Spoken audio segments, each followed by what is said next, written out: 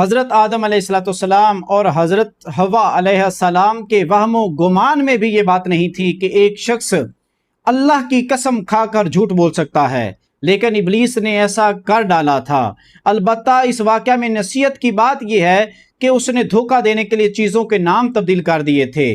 اس نے معصیت کے درخت کا نام ہمیشگی کا درخت رکھ دیا تھا۔ اسی ابلیس کے راستے پر آج کے تمام ابلیس چل رہے ہیں۔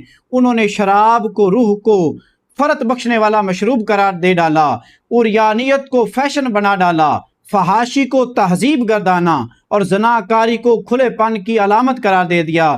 لہٰذا یاد رکھو، یہ نام چاہے جتنے بھی خوش نما رکھ لیں، ان کے دھوکے میں ہرگز ہرگز نہ آنا۔ اللہ رب العزت نے قرآن میں فرمایا وَقَاسَمَهُمَا إِنِّي لَكُمَا لِمِنَ النَّاصِحِينَ، اور اس نے قسم کھا کر ان سے کہا کہ میں تمہارا سچا خیر خواہ ہوں۔ تو انسان کا سچا خیر خواہ صرف اس کے رب کی ذات ہے۔